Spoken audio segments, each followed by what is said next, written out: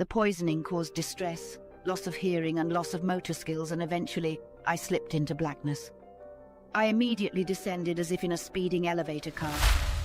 My only sensation was that of being taken downward in total darkness, total silence. When the descent ended, I was in the deepest, darkest void I had ever experienced. Suddenly everything became clear to me. I was dead. I had been created by God. God was a reality, but I was not with him. As it turned out, he was with me, but I did not know that yet. I tried to see it, but could not. I began to hear noise, and what I heard was extremely distressing and eventually unbearable. As the noise grew in intensity, I realized it was voices, the countless voices of many, many souls saying nothing, only weeping and wailing. It was the most anguished, pathetic sound I had ever heard. With every passing moment it grew until I imagined their numbers were in the millions. It was unbearable. I had to get out of this place. But how? I had no body and no voice. Finally, somewhere deep down in my spirit, I screamed as hard as I could. I heard my own voice echoing on and on. God, help me! The next thing that happened was a gigantic hand came down and moved under me and lifted me out of that abyss. I was then taken up and up. The anguished voices faded and all was quiet. I saw again and realized I was passing up away from the earth. In moments, I had arrived at a certain destination and was confused. I was concerned about what had happened to me. That is, what had happened to my body. I found myself facing a group of people that I felt that I knew somehow. It seemed I had known them from a very long time ago. I knew they knew who I was.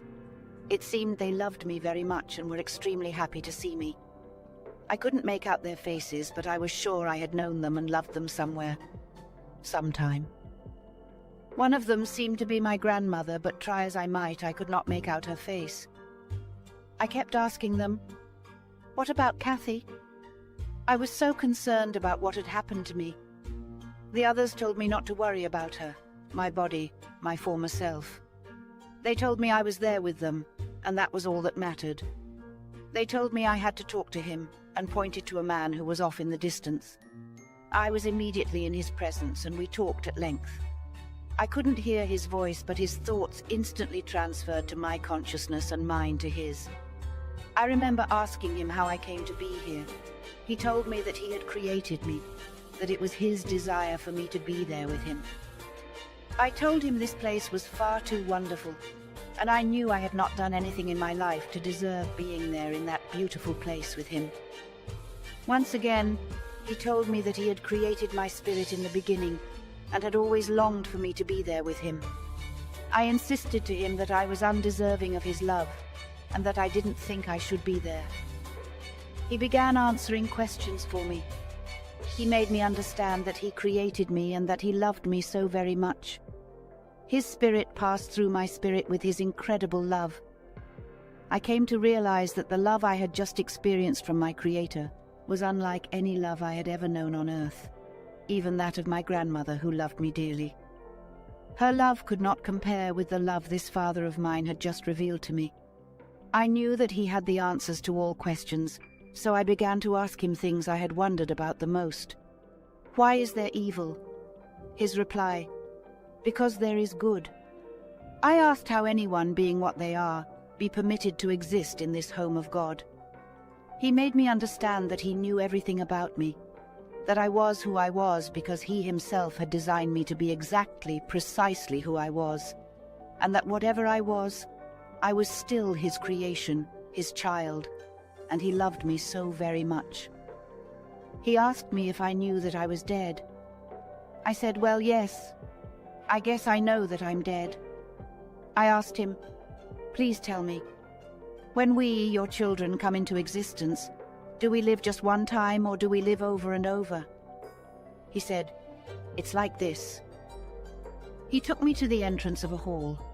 We stood and looked down this long hall, and there were millions and millions of doorways leading off this hall. He made me aware that there were many choices available to me, and that choice was the very answer to the question I had asked. The choice was up to me.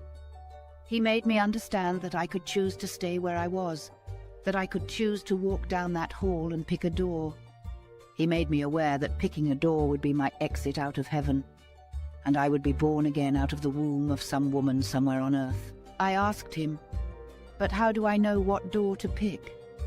His reply was merely that the door that I picked is my choice. He could not reveal what that life would be like. It would be a mystery. I asked him, "Do we have to pick another door and live over and over?" That in itself would be hell to me, because what I had experienced in large part was very sad and distressful. He told me some people choose to go back again and again. He doesn't want them to. He wants them to stay with him, but he understands my feelings. He explained that when we choose to leave him, he removes all memories of previous lives because he doesn't want us distressed. He means for life to be a good thing for all of us. He then reiterated all my choices and again infused me with his love. He then asked, "Now why would you want to leave me?" I don't remember responding. He asked, "Now how do you feel about being dead?" I said that it really didn't bother me that much, but that my only regret was that I hadn't had the chance to say goodbye to my parents. The very next thing that I became aware of, amazingly, remarkably, astoundingly, was that once again I was in my old body without realizing I had made my choice. I chose to leave my all-loving, all-accepting Heavenly Father in order to come back and say goodbye to my parents. My God, what had I given up? I became so horrified, distressed, and depressed beyond words. But here I was again, back in this world. I chose the life I mapped out for myself. It's exactly what I got, to say goodbye to my parents. And so the story goes. My dad died 4 years later. I'm still saying goodbye to my mom. I had always known that there was something beyond this world, something that I couldn't quite grasp. But that all changed when I experienced my near-death experience. It was the most profound, life-changing experience of my entire life. I found myself in a deep, dark void, surrounded by the weeping and wailing of countless souls. I felt lost, scared, and alone. But then, I felt the presence of God. He revealed to me that I had been created by Him, and that He had always longed for me to be with Him. His love was unlike anything I had ever experienced before. As we spoke, I asked him about the nature of our existence, about the purpose of life, and about why there is evil in the world. His answers were enlightening and gave me a newfound perspective on life. But then, I had to make a choice. God showed me a long hallway with millions of doors, each leading to a different life. He explained to me that I could choose to stay with Him, or I could choose to walk down that hallway and be born again on earth.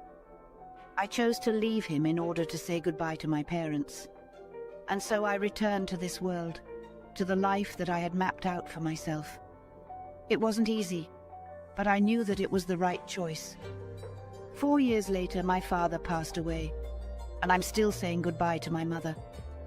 My experience taught me that we have the power to shape our own lives, to make choices that will ultimately determine our path. But we must always remember that we are not alone, that there is something greater than us out there, guiding us and loving us unconditionally. Do you believe that she was able to ask questions of God? Do you believe that the questions she asked managed to answer some questions that you may have had?